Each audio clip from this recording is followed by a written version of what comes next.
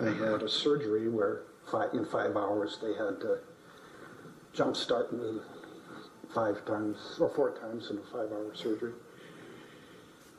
And an experience like that, and I had to do something I never have had to do in my life before, which is to learn to rest, which is different than sleeping, I found out. It means stopping and just being, and that has not been my forte in my life. But it worked kind of a revolution in me, because what you start to realize is there's a lot to notice if you stop, and a lot to remember. So I've had 2 medical experiences that brought me to the edge. And the first one, I vowed when I walked out of the hospital that I never again would put time into anything that wasn't important, because I'd spent a lot of time in things that weren't important. And the second one was the realization that to make the most out of what you got, because you never know how long that's going to go. And I look around this room, and I think a lot of you have had that experience by now. And so I remember that 91 conference. I also noticed that some of the people that were there at that time, are no longer with us. And I have said this morning, because I understand that Debbie and Mark Laser were invited, but that Mark's health does not allow that to be possible. And I had another very close colleague die, and another woman that I've been knowing very well for 30 years. Her 40-year-old daughter got run down and killed. And I just think of the fragility of life. And then I walk in here, and I see people I know get hugs. Years later, haven't seen them in a long time, but how great to see you all. How great to see how far this has come from those early days. I'm really proud of you. I mean, Penny and I, and those of you who know me know that Penny was not the woman that you knew back when. Susie died in 2010. And Penny and I got married. We're both widows, so we kind of know. I mean, being a widow is a different deal. You know, as Penny often says, just because they're dead doesn't mean you stop loving them. So we've conjectured if they return to Earth, we get turned into a foursome. That's what I would Now, I don't know what RCA is going to make of that, if that'll ever get it. But so I'm sitting across from Penny this morning at breakfast, and every now and then we quote that, if you ever watch Laurel and Hardy, and Ollie would say to Stan, "This is another fine mess you got me into." And she looked at me and said, "This is another fine mess you got me into." But she's a willing partner, has her own story, her own recovery story, and her husband has one of the most incredible recovery stories, and her part in that. So she wanted to do this. So we were starting, this is how this all started for us now, is that I said we should have an RCA group. So we started that, and I announced in our church. I got up, and in small town, 294 people, northern Minnesota, I started talking about sex addiction and all the things that happen and couples recovery, and we're going to start a group. And people came up and said, "I know someone who really needs this."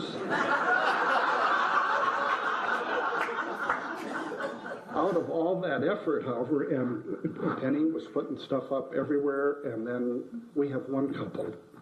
So it's the four of us who have squared off and made a commitment to seeing if we can't bring something behind the pine curtain to help couples, because the need is unbelievable. And so, another time, starting another group. It's kind of part of the cycle, at least it has been for me. I want you to think about the mindset and of what it was like when we started. I recently heard my friend Claudia Black, who I worked with at the Meadows, a dear friend, and her husband Jack died. As you know, he was really, he probably had the largest collection of books about alcoholism and addiction anywhere in the United States. He loved the 12 steps. It was a hard thing to go through. When I heard her talk one day, though, we were doing a retreat and on the steps, and she talked about what it was like in the early days to put together the Adult Children of Alcoholics book and movement. And I sat in the back of that room, and we had a very tearful encounter, because I came up to her wide open. Everything that happened to her happened to me. It was the same story. And I would love, and I have invited her, and hope we can do this, where we can kind of interview each other about that whole time. She had the same rejection by the 12-step communities. AA and Al-Anon were absolutely outraged about ACOA. She was attacked by therapists and professionals. She had lost support from an employer because of it. All that happened to me. And for me, it started when I did a workbook, which was unheard of at the time. Now we have a plethora of workbooks, which is great. And we called it A Gentle Path Through the 12 Steps.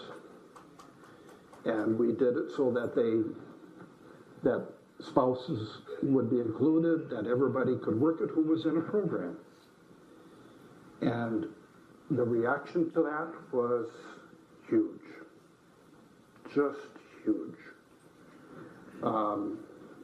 Undermining the traditional AA communities and Al-Anon, and it was a book that wasn't supposed to be, because the publisher said that it says the workbook will never sell. What we need from you is a tape set. So you do the tape set, I'll include the workbook, we'll make it a package. And he called me 6 months later and said, tapes aren't selling, but the book is. And that changed a lot of things for me, because what it did from a 12-step perspective is allowed people in different 12-step programs to work the same things.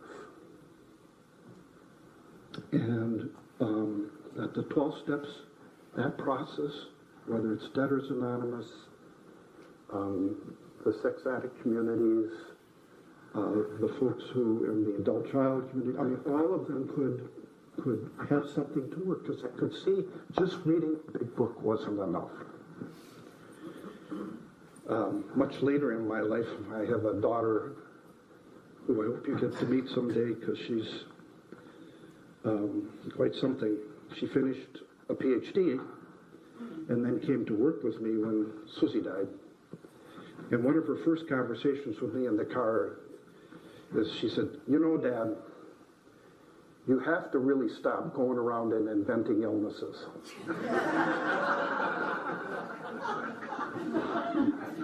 We often laugh about that. She's come a long way from them.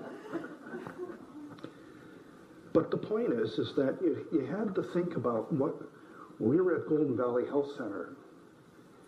So the gentle path issue is coming up. The sex addiction issue, there wasn't acceptance of sex addiction as a real viable disease. Out of the shadows had just come out, so all the reaction around that was coming in. But Golden Valley was a very unusual place, and people came to it to work together. And as our alumni director, Mark Laser, came to work with me, Richard Irons, who is the founder and a recovering physician, founded the first state programs for physicians. It was quite a group of people. I loved working there. And we had a place called the Island House, and it was on an island just off the hospital grounds, and it had a lake on each side of it. It was just lovely and a great place to do retreats. One of the things that was on my mind at the time was the fact that I saw, and I hope you hear the spirit with which I'm saying this, that, first of all, that there was within the 12-step community a certain righteousness sometimes. That it had to be only this way, there wasn't an openness. And one of the things that I really saw happening that I thought we needed to look at, because I was trained in family therapy and psychology and in systems theory, and there's a huge amount of data on this. There's a big handbook of family therapy, about 400 pages, and the first half of it documents that when you treat somebody, an individual, without involving the family or making them part of it, usually you make things worse. Not just occasionally, but usually you make things worse. And you see, at that time in therapy, everything was individually focused. And I saw that as a problem. Because clearly, what we know from our stories is that everybody lives with this thing. And the dance between us is as important. So, the way that I saw it happen is that addict would go to his group, or her group, spouse would go to that person's group, and they each tell their story. And in his group, guys would say, you know what? That woman's running over here. You got to go home and set some boundaries with her because she's taking you to the cleaners and walking right over you. In her group, the group is saying, honey, you got to stand up to him and set some boundaries with him so that when you go home, that he isn't walking all over you. So what would happen is these people would come home, and it was like the shootout at the OK Corral. And it was punctuated with phrases like my sponsor says.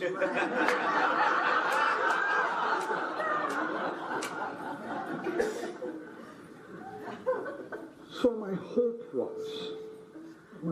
was is that I thought, you know, and there needs to be a way that couples can start telling their story together. Because the very telling of it, I thought, would make a difference. So what I proposed, and Mark was right in behind me with this. He felt it, he and Debbie felt very strongly about this. So let's do a retreat for couples. And what we'll do is we'll do 2 weekends, and then there will be things they do in between, and they'll come together, and let's see what happens. And I remember an administrator sitting down in front of me and saying, "How do you think these things up?" Sort of like, this isn't another fine mess you've got me into. Because he was fighting the sex addiction wars at that time. So anyway, upshot of it is we did that first weekend. And then there was, in that group, the most remarkable group of people came to it, out of their need. And Mark and Deb were part of that. And after the first weekend, I didn't go, because at that time, I was a single parent with 4 kids. I wasn't a couple. And I thought, well, I wrote the stuff, I helped them organize it, what have you, but I knew it was best if they did it. So they came to me and said, "We think we need to start a fellowship." I said, "Great. What are you going to call it?" They said, "Well, we call it Recovering Couples Anonymous." And they're a very determined and organized and bright group of people who by that second weekend used that as a launching pad to make the first groups viable, and how they were going to reach out, and how they all knew people that could come and belong. And it started to grow, and we did that first annual convention. I was in an awkward situation in a way because, as you know, the board of directors usually has couples as members of the board. And I was a single. And so I didn't fit the rules. So I was very kindly asked to step down from the board, which I, at the time, thought, well, that's a bit much. But I had so much to do, I didn't fight it. But that kind of separated me from that community. Then I got married. And my joke was, when Susie and I started in RCA, was I married Susie so I could get into RCA. Maybe I could get back on the board. There's a chance I'd be acceptable.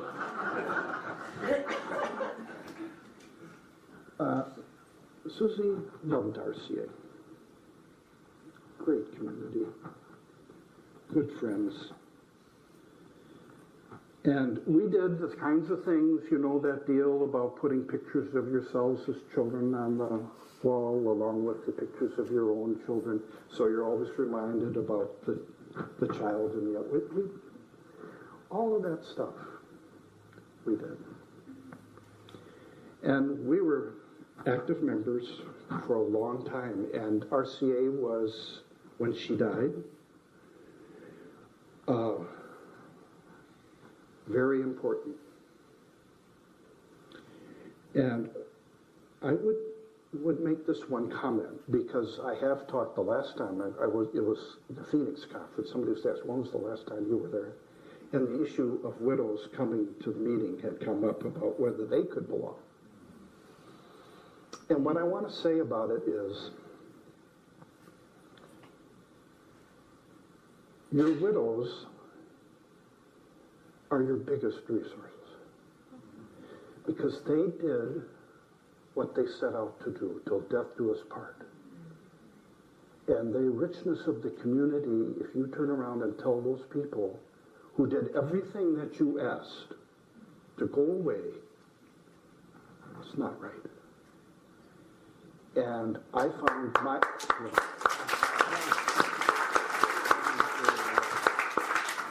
and what I found is that my continued involvement with those people in the shape that I was in was beyond important in that sense. So The other thing I wanted to tell you, if I put my science hat on, I do have one. I try to hide it as much as I can. It's kind of an affliction, really. But I followed 1,000 sex addicts and their families for 7 years. And there's only about 13% who said that they didn't have another addiction, and I was quite certain they were deluded. And so, at the end of that, RCA had been in operation, and a lot of RCA couples participated in that survey because they'd been at Golden Valley, they were with therapists who'd been trained at Golden Valley, and it just had spread out. That's how we got that 1,000 people. I still have the interviews, husbands, wives, single space, 100 pages each. Now you stop to think about 1,000 addicts and maybe about 2/3 of that number spouses. It's a lot of paper. But all of their stories. Plus we had an instrument that took 8 hours to fill out. Now finding 1,000 sex addicts to fill out a form for 8 hours was an achievement in its own right. But there's a thing that I discovered as I went along, because we divided into quartiles. I mean, that's what you do. You compare groups to try to figure out what worked for people. And you measured it by who was doing the best in each group. And one of the things I found is that in the top group, most of those people who had the most success were in RCA. So this wasn't in my experience in terms of what I experienced in group. It's what everybody's experience was. And there was also Al-Anon twofers and some S-Anon family groups, and there were other ones mixed in. But if you were in a couple's 12-step program, you seemed to do better. And I wrote that up. And it's like you can tell therapists about this, but that this is one of the keys to really making it work. Now, there is one thing that could make that different. What we learned is that the people who did the best, both partners, were the ones who put forth the most effort. In other words,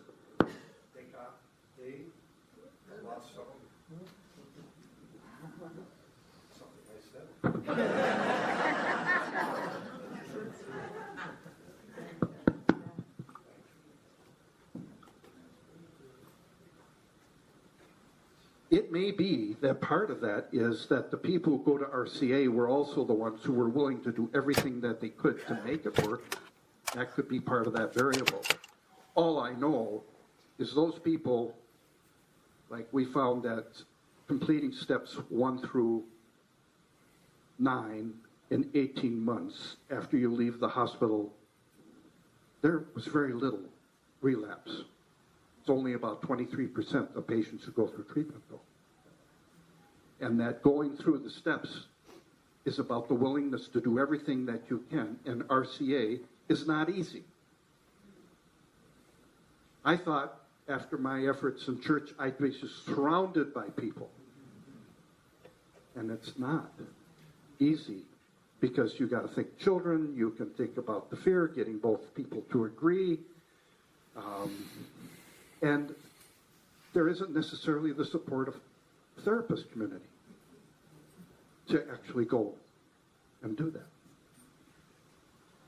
So what I can tell you is that from my experience, we're someday, and I see it coming, where the outcome data about people who have successful recovery really is going to involve this kind of organization, however it found, and I think this is the best one because it's the most inclusive in all things, orientation, kind of addiction, multiple issues, what have you. I think every one of us has seen a couple come in that when they first come in and you sit and wonder, oh my God, this is, I don't know if this is going to work. Have you seen that? And then with time and with really good sponsorship, they end up really putting something different together. I've seen that happen. But that's what in science, physicians would call that phenomenological. Because it's a story.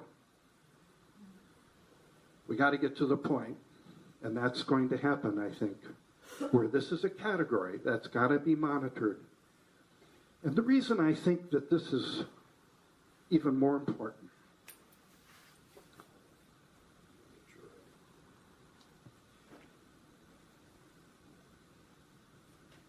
I believe we in our country are at an incredible turning point.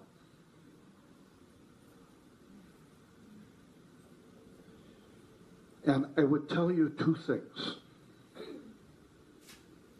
There's a new book out called Blitzed. It's taking the medical research about what happened in World War II in Germany.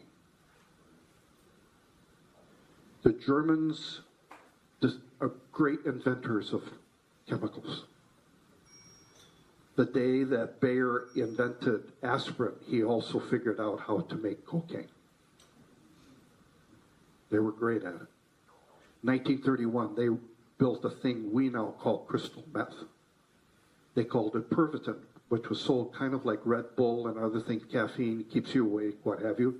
But crystal meth is a much more dangerous drug. And it's very powerful. And every member of German culture, and you could buy it at your corner drugstore, they even had chocolates that you could give your wife filled with crystal meth so she could get more done at the house. And they got these actual commercials. It's amazing. By 1938-39, it was an addicted nation. This is the part that people don't know.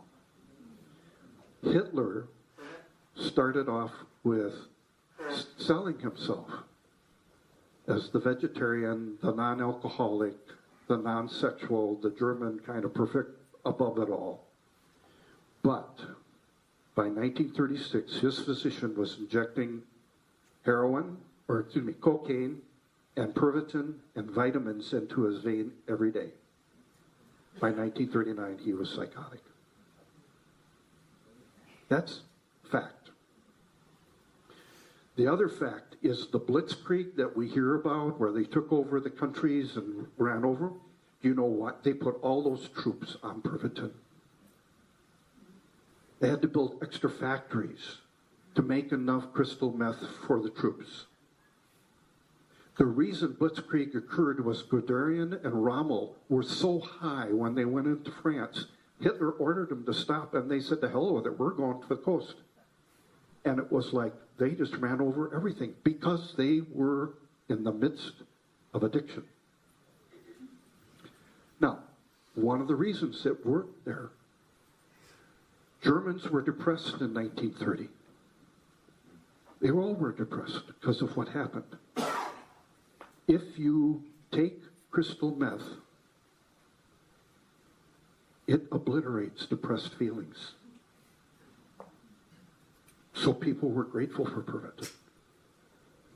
The other thing it does is, like all addictions, it wipes out the capacity to have compassion on others, which is why you could sit next to a concentration camp and remain unmoved. You could walk into a Ukrainian city as a soldier and shoot 150,000 people and not think twice about it, because there was no empathy. want you to think about some of the problems our country has had recently. We got a huge heroin problem. We got even law enforcement being accused of being unconscious about using weapons. We can't get anything. There isn't the ability to come to common agreement to work out things like even how our healthcare should work. Because people can't put themselves in the other person's shoes. And why is that? Because our number one public health problem is addiction. If you took just the chemical addiction, our healthcare system spends $550 billion a year. If you take eating disorders, you have a BMI over 30. Compulsive eating is a problem. If you take, and you think about it, 30% of our adults are obese. Now 30% of our children are obese. You think of sex addiction? Well, the AIDS epidemic, still with us. It's expensive, 900,000 cases, $150,000 a year, every year. In sex addiction, we now have a new problem in that 2/3 of your 12, 13, 14-year-old kids are being sexually digitalized sexuality and acting out with sex buddies. 34% of those people are going to go on to have a lifetime problem. And that's 6 million of our children right now. And what happens is because it affects the frontal lobes, they start not being able to make it to class, they don't do their homework. And what do they get filled with? Because they are ADHD, they get Ritalin. And the reality is, if they're 15, 16, they may have been on a computer for 6, 7, 8 years. Half of my patients start at the age of 7. 7. Every hour, 600 kids get exposed to something new on the internet, and a third of them are going to have a problem because of it. So that's 200 of those kids every hour. 85 of them are going to be under the age of 10. So we have this tsunami coming, folks. It's huge. And until no disease got what it needed, until the people who had the problem were willing to stand up and say this is a problem. AIDS wasn't particularly attractive. But they stood up and said we need treatment.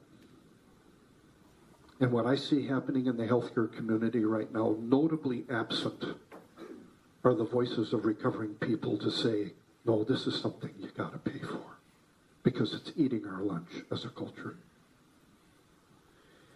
I think every fellowship has a rule about not affiliating with other organizations and what have you, but what I think we do need, and this is coming, is an organization that recovering people can belong to and make clear to our representatives that this has to stop. And we have to start healing ourselves. The rest of the world can't make sense of America right now. And for good reason. So I believe in this process. And when Penny and I went to the RCA website and we saw all the things that you'd put together that I had not seen, I stayed in touch with the board. I tried to help in ways to promote the word. But you have no idea from when I last saw it to where you are now. You're doing great. And I hear about worldwide involvement. Great. And I'm happy to still be with you in this. I brought along, just so you could see it, this is the first couples workbook. These are the first weekend manuals. Eventually, Deb and Mark and I put a thing together called Open Hearts as a book. And what we're afraid, and we came to believe, we called the weekend, and then there was an instructor's manual that we put together, and the meditations were in that, what have you. And I hadn't seen that in years. To see how far you've come since that time, and that's the only set that I know about. We're going to try to find another one because I think it should be in your archives. And, we'll see if we can make that happen. Well, it leaves time for questions, but I want to give, took me a while to get all that in. So I'm Pat, recovering with Penny. And I'd like to tell you that, first of all, this is another fine mess I've gotten her into. She's a very sturdy, bright, committed woman, and a great partner for me. So, whatever you want to comment on.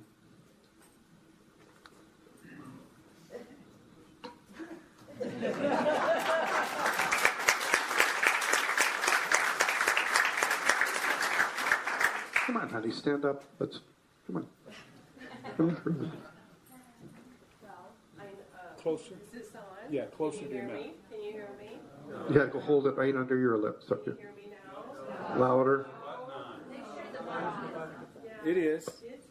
Hello? Hello? There we go. Hi. Thank you. Well, I won't take very much time. I know that we have interviews to do, question and answers from the audience, correct? Right. But I am new to RCA. I'm not new to the 12-step program. I've been in the 12-step program since 2006. I was married to a gentleman who was in recovery for sex addiction and sponsored many, many people. And through that, we had couples over to our home, and we did, just get the round table. We didn't know about RCA. So in a way, we were already doing it, and we had no idea that RCA was out there until I met Pat.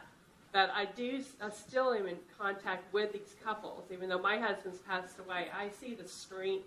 I saw healing, and in sex addiction, that's one of the hardest things, I believe, to get through because it's so personal. But my husband and I got through it. These couples have gotten through it, and it's because they hung together. And if they hadn't have hung together, one recovers, one doesn't, and it's just a mess. It's a mess that sometimes doesn't heal. So I believe in RCA. We are new. I am new. We just started this about 5 weeks ago, and we have the one couple who shares with us. And every time we go in, we put about 4 other seats because it's like you call them, you put it out in the universe, and you ask them. They're going to come. You just have to be patient.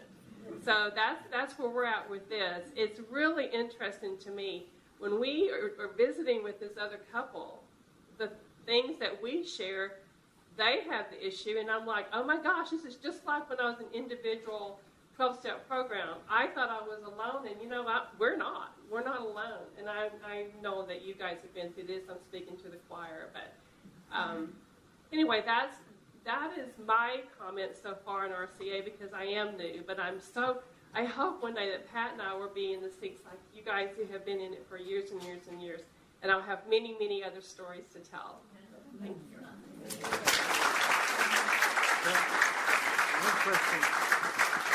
Pat, one question I've got, if you could elaborate more on the when couples pass, and you were saying that it's a real resource. What do you envision happening with the couple? I talked to one group yesterday, one couple in their group. They had a person who continued coming to their weekly meeting for quite a while and then stopped coming. What are the sort of things you would think would be a way we could help couples when one of them passes, or make use of that talent or skill they have?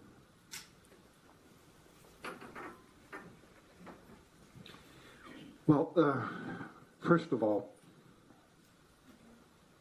I go back. This is kind of an interesting. The things that you have to confront when you remarry, and this is an issue, the couple's issue that we had, is the issue is that when we pass, where do we get buried? I mean, Wes, Penny's husband, is buried in Texas.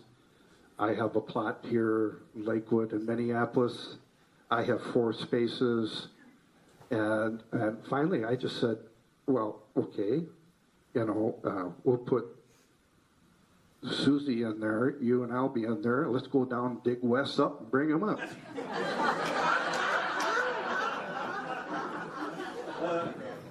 So, but it is the kind of things that you do think about, is that there are things you have to confront. I think in the early phases, when a person passes in the group, the thing that mattered to me the most as a new widow person is to keep me company. And one of the best things ever did is one of the guys in my life sat next to me, and he said, I have no words. I just want to sit next to you. Can I sit next to you? And that mattered so much, I can't tell you. And I have learned that lesson is to send consoling cards and, little pieces of wisdom about how to get through that. And I was a therapist surrounded by therapists, which was awful. Because they look you in the eye and they give you the meaningful stare that you teach in graduate school. How are you? No, really, how are you? Are you taking care of yourself? I just wanted to vomit. Because they had no idea, because they hadn't experienced of how deeply the hurt was. The other thing that I think happens that to be aware of is that when a spouse dies, then you find out more about them than you ever knew. I got to read Susie's journals, codependent stream. But what I read in there, we had a good marriage. But her image of times looking at me, I realized I didn't like reading about. So I went to work on myself, propelled me into a lot of therapy.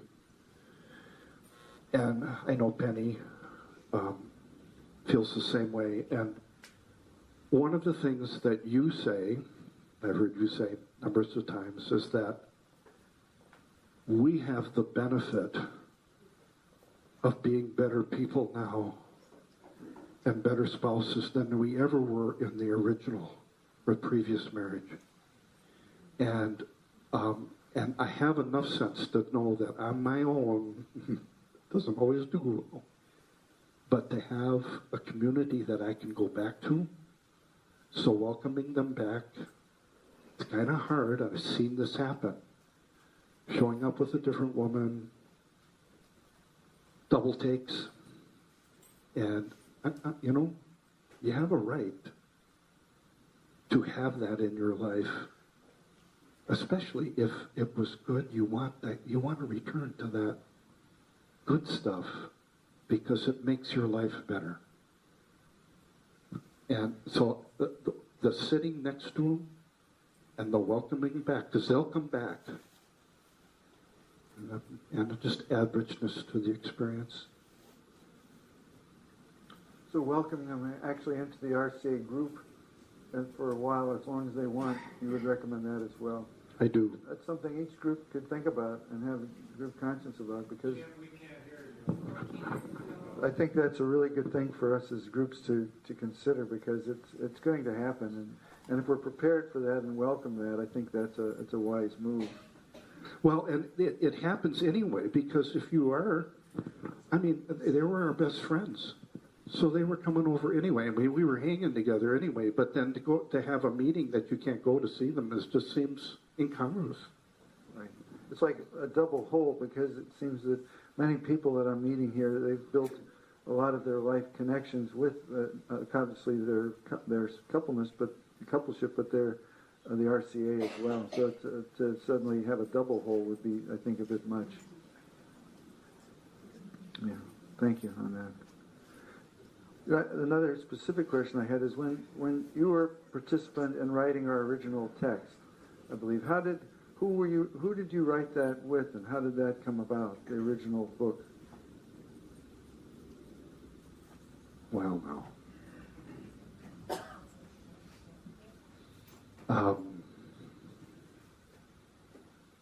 What I have found out in all the things that I've been part of starting is it starts with one original document. And as I look at all of your stuff, I see pieces that the original group and I put together. And the first piece was me sitting and writing out how I thought a retreat would go. But, you know, in my life, oh boy, it seems that my destiny has been to invent things that I needed myself at one time or another.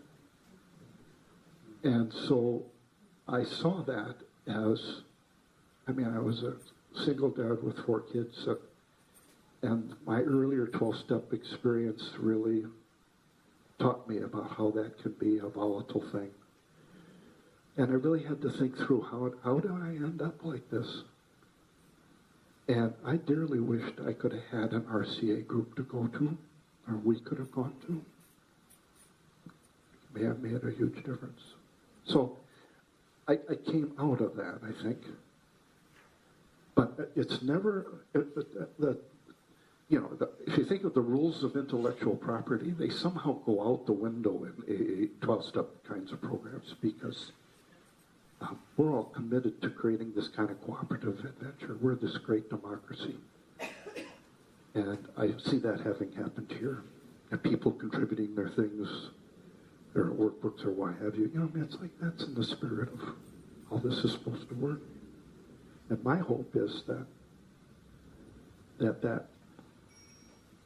collaborative effort continues.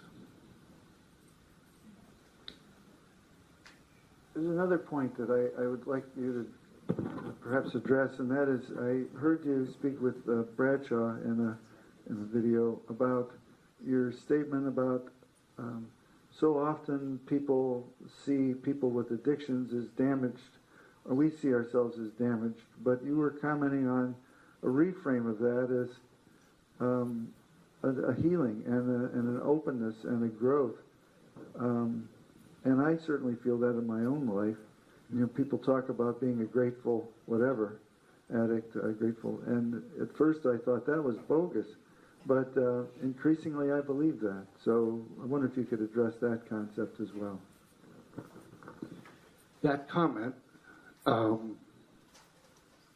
John was dying at that time when we did that. That was his last public appearance. And I realized, if you look at that film on YouTube. Can you speak up a bit? People cannot hear you. Oh. Thank you. Okay. When at the end of the YouTube that John and I spoke at, that was his last public appearance, and I didn't realize how fragile he was, but until I realized he couldn't get up out of the chair by himself. And I put my arm under him, and I lifted him up, and I realized without my standing beside him, he couldn't, say farewell to the audience or what have you. And I realized, John and I used to do workshops together as 2 Catholic boys talking about healthy sexuality. It's the most fun teaching experience, because he was just so out of his mind. He really was. And then every now and then I went behind stage and I pretended I was God, and I said, "John Bradshaw." "Yes, this is God." "Yes, God. You and me, God. What do you want, God?" "You notice you have a penis." "Yes, God. Good thing." Only one thing you need to remember. What's that, God? You and me, God. Yes, God. You can't use it.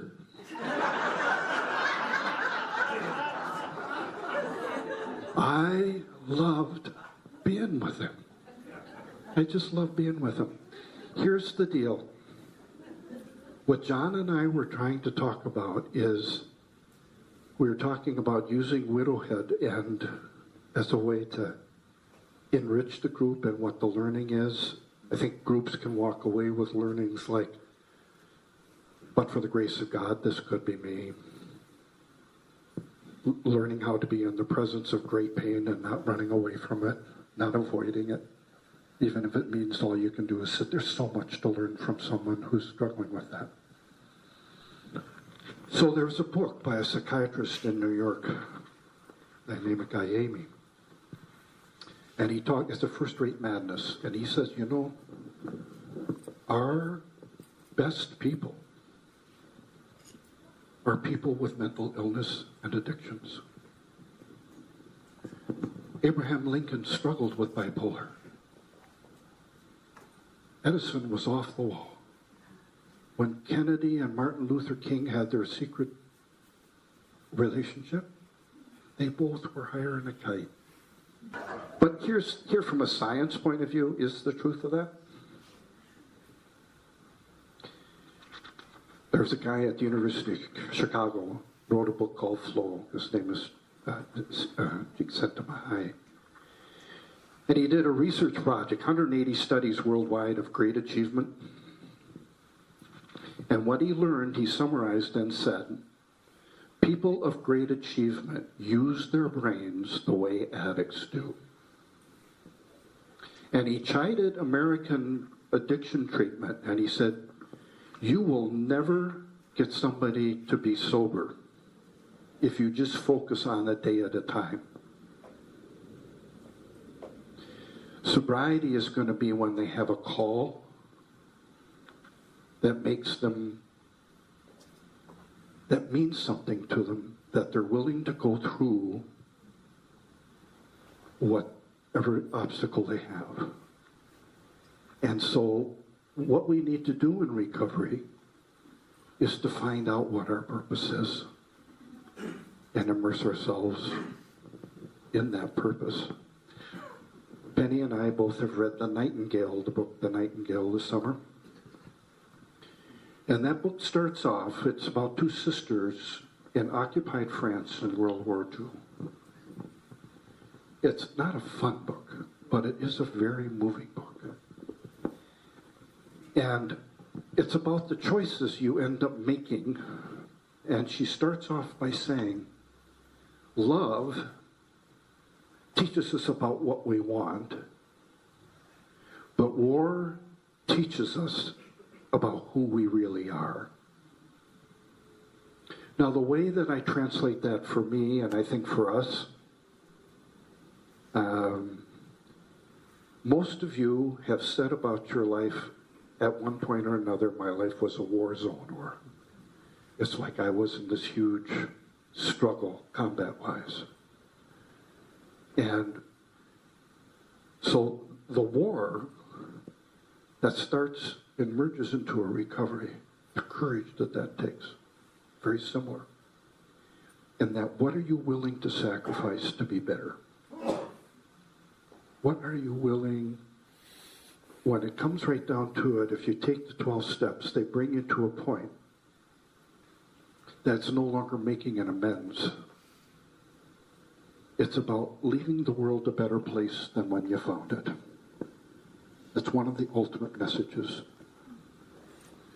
And I believe that what is missing is that in the recovery community, again, this is our nation's greatest resources that we're not listening to, speaking up, what have you. And I really believe that. So that was the kind of the origins of that whole discussion. This may seem minor compared to that, but it's one of those curiosities. I wonder, were you involved at all in the formation or development of the logo? or thinking about the logo? No. Okay. What I did was part of the conversation was, and again, it was one that kind of emerged out of the discussion about the three-legged stool. And you all heard that phrase, there's my recovery, your recovery, and our recovery. And that is what makes, I believe, the difference, is that we all have to focus on our recovery and really understanding, and I can see this in our own little group, is that first step is so foreign because it's a foreign about our powerlessness, about the stuff that happens between us, that we as a couple have to accept responsibility for. It's a different level of thinking. And so that concept was, from the beginning, embedded in there. I think we're going to need to start wrapping, but I want to, this leads into this, you mentioned your little group. When I first called you, the reception wasn't good and you were outside and you said something that sounded like, I can't talk right now, I'm putting out fire. And then when we got back together, I said, what was, he said, no, we were putting out flyers for our group. And I thought, how wonderful. Here he is, the founder of RCA, going to some little community, setting up an RCA group. And I thought, that is just wonderful. And it really ties in, as we wrap things up, I think, is that, it's service. It's service. It's service and humility. And I was talking to our sponsor couple this morning at breakfast, and one of the things they've regularly reported to us is that one of the things they appreciate about seasoned RCA couples is the growth in egoless. There's less and less ego and more. And that comes, I think, from working the steps together in service. Also in the 91 address that you put in here said, from the perspective of this organization, you need not look at a timeline of a year or two. You need to be thinking in terms of decades of time. And so I'd like you to finish up with any last thoughts on that concept, because we're still a young organization. I was promoting the growth and how full I see ourselves. We've got a long ways to go, but we're going. So I'd like you to finish up with any last thoughts on that, please.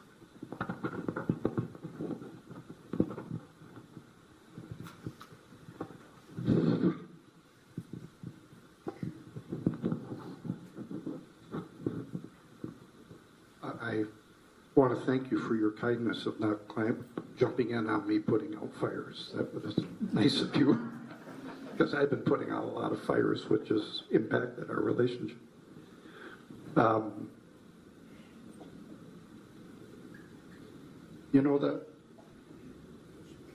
one of the people who survived the concentration camps in Vietnam was an admiral who, when asked about how did you and your men get through, and he says there's two things you have to do. Every day, you need to see how bad things really are. You have to be absolutely reality-based and not kid yourself. Because even a nuance without a guard, you could get yourself killed. But every day, you had to have a picture of yourself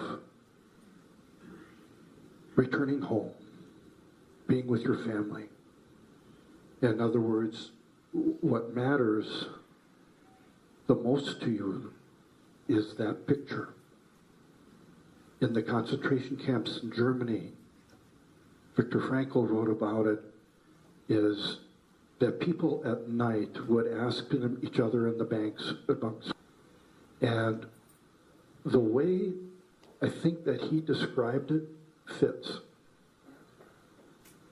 It's called transforming suffering into meaning. This is not easy.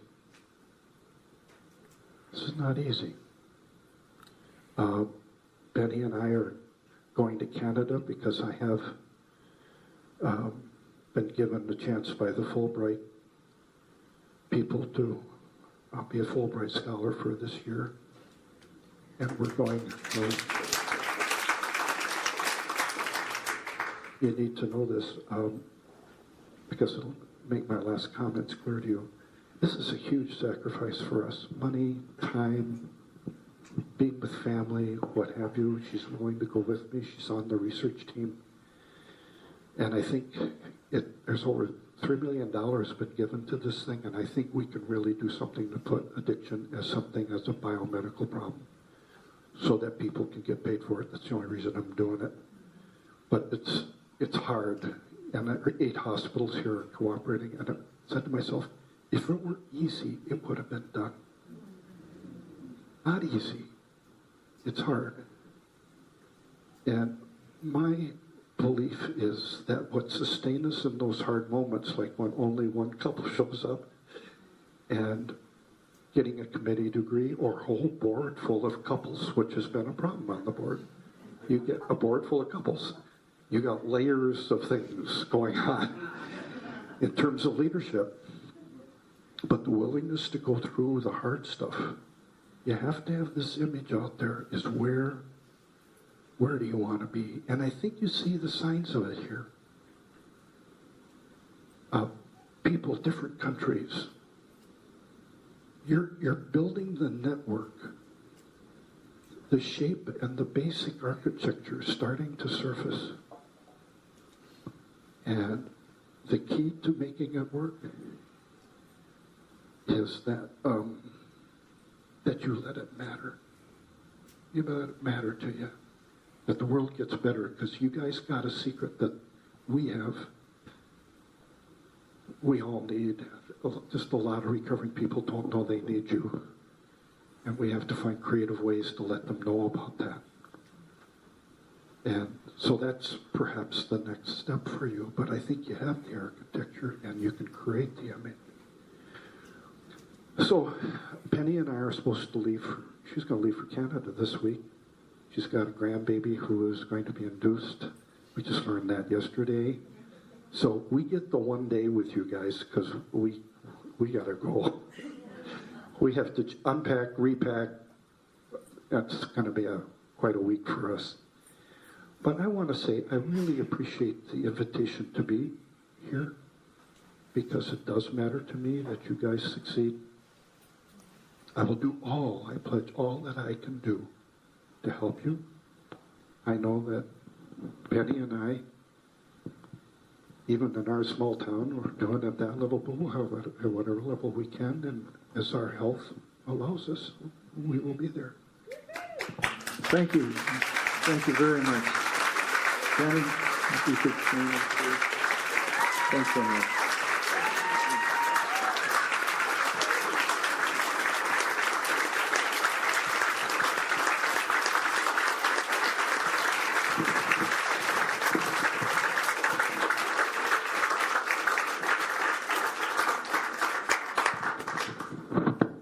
All right, so we have a break, and then there's breakouts. And so, thank you. It was good. It really was. Thank you for your work.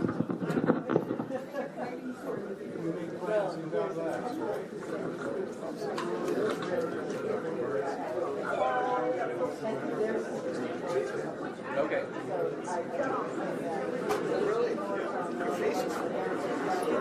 Take batteries too? Huh? Do these take batteries too? Yeah, and I Is that used the what's batteries that came with them in the package.